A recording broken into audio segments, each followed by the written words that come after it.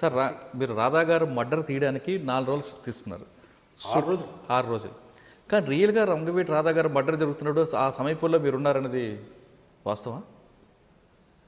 అంటే నేను వాళ్ళ యాక్చువల్లీ అంతకుముందు ఆయన నిరాహార దీక్షలో కూర్చున్న తర్వాత నేను శబరిమల మాల వేసుకుని వెళ్ళి ఆయన కలిశాను.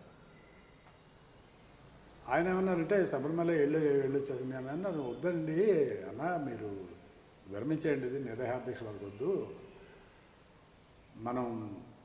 మనకు పడదండి, ఇది నా మాట వినండి, ఇది మనకు వద్దంటే వేరే దారి లేదు సత్యం గారు, నేను బాగా ఆలోచించాను, మన క్యాడర్ని మనం కాపాడుకోవాలనుకుంటే ఇది తప్పితే వేరే దారి లేదండి అని. ఎవరన్నారు? రంగా గారు. అంటే అలా కాదు, ఇప్పుడు నిరాహార దీక్షను విరమించేశారు, మీ సేఫ్టీకి మీరు వెళ్ళిపోయారు, క్యాడర్ వెళ్ళిపోయారు అనుకోండి, ఇది తప్పేంటి అని. అదే చేద్దాలండి, కానీ ఇప్పుడు ఏంటంటే రియాక్షన్ విపరీతమైన క్రౌడ్ వస్తున్నారు కాబట్టి వాళ్ళు ఇటువంటి అటెంప్ట్స్ ఏం చేయరు అలా. తర్వాత ఏం చెప్పాడు అంటే, మీరు 26వ తారీఖు వచ్చేస్తున్నారు కదా ఇక్కడికి, 26 ఈవినింగ్ ఒక ఫంక్షన్ పెట్టి ఆ ఫంక్షన్లో విరమించేద్దాం అని చూపిస్తారండి. కరెక్ట్గా 26 ఎర్లీ మార్నింగ్ ఆయన చంపేశారు. అంటే రంగా గారు మర్డర్కి చెప్తున్నారు మీరు, నేను అంటుంది అడిగింది క్వశ్చన్ రంగవీటి రాధా గారు మర్డర్. రాధా గారు మర్డర్ అప్పుడు ఉన్నాను నేను, అదే అడుగుతున్నాను. ఎలా అంటే అరండల్పేట పార్టీ ఆఫీస్లో ఉన్నాను నేను అప్పుడు. ఆ రోజు అక్కడికి ఆ పార్టీ ఆఫీస్లోకి ఒక అతను రక్తం ఇలా కారిపోతున్న కత్తి పట్టుకుని పరిగెట్టుకుంటూ వస్తున్నాడు, పిచ్చుక్కున్నట్టు వస్తున్నాడు అనమాట. ఇది చూసి నేను కంగారు పడి మళ్ళీ ఇటువైపు పరిగెట్టాను.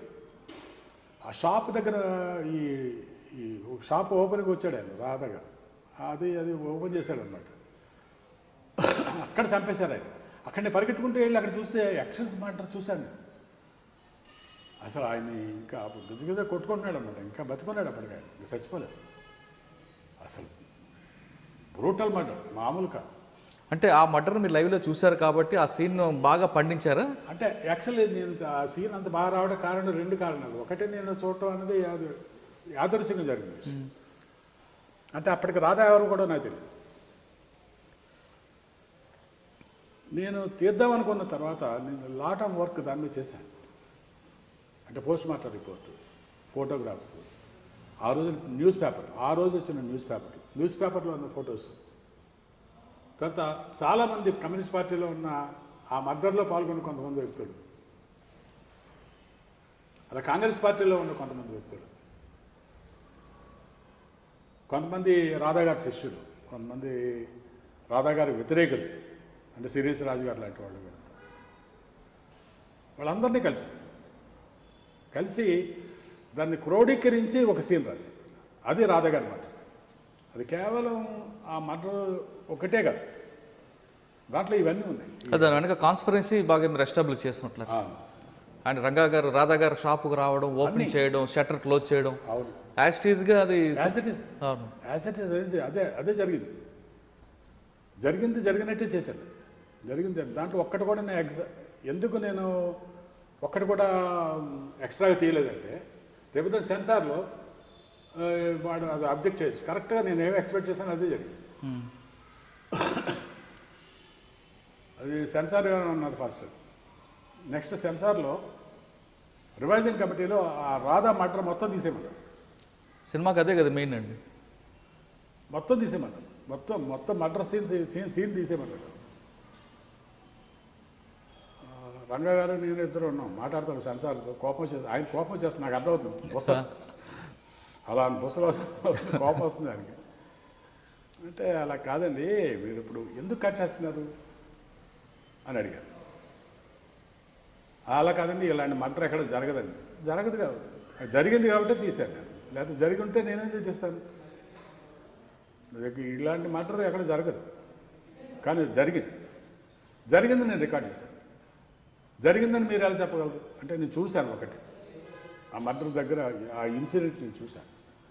నెక్స్ట్ ఏంటంటే post mortem report, paper report అన్నీ కలెక్ట్ చేసి ఎక్కడి నుంచి ఎలా జరిగింది, ఎక్కడెవరు ఎలా ప్లాన్ చేశారు, ఎవరెవరు నిద్రపోకుండా తెల్లవారులు దీని ప్లానింగ్లో ఉన్నారు, మొత్తం ఇదంతా నేను తెలుసుకున్న తర్వాత షూటింగ్ స్టార్ట్ చేశాను. 6 రోజులు పట్టింది ఈ చిన్న సీన్ తీయటానికి. దానికి కారణం ఏంటంటే మీరు you can go to any court of law, ఇది వాస్తవానికి విరుద్ధంగా సినిమా తీశాడని మీరు ప్రూవ్ చేయగలిగితే మీ సినిమా ఆగిపోతుంది అని అంత అంత ఛాలెంజింగ్గా సినిమా చేయాల్సి వచ్చింది దాన్ని. అది విషయం. అది మెయిన్గా ఇప్పుడు అంటే వాస్తవ సంఘటన. ఇప్పుడు వ్యాసు క్యారెక్టర్ వచ్చింది అవును. సినిమాలో. జస్ట్ ఆ వ్యాస్ క్యారెక్టర్ అనే క్యారెక్టర్ జీప్ అలా దిగుతాడంతే. దిగిన వెంటనే మొత్తం ఆడిటోరియం వ్యాస్ అని అరిచారు. వాడు అవినాష్ గారు అవినాష్ అని అంటాడు ఆయన. అనగానే మొత్తం జనం అంతా కాదు వ్యాస్ అని అరిచారు ఒకసారి. అంటే క్యారెక్టర్ ఐడెంటిఫికేషన్ ఆ సినిమాలో అంత గొప్పగా జరిగింది. దాంట్లో రంగా గారు ఏంటి, రంగా గారి పాలసీ ఏంటి, రంగా గారు ఏం చేస్తూ ఉంటాడు విజయవాడలో, ఎందుకంత జనం ఫాలోయింగ్లో ఉన్నారు. నీ తెల్లో రాడ్డంటే వెళ్తూ ఉంటుంటే దారిని పోయి ఆకతాయిగాడు వచ్చేసి కొంగు పట్టుకుని వెనక్కి లాగితే వాడిని పట్టుకుని వాడి చెంప మీద చెడాపడ వాయించి అక్కడికక్కడే వాడిని తంతే వాడు కాలో ఎరిగి అన్నా నన్ను ఆపు అని చెప్పి వాడు అరిస్తే బుద్ధి ఎప్పుడు వస్తుందంటారా.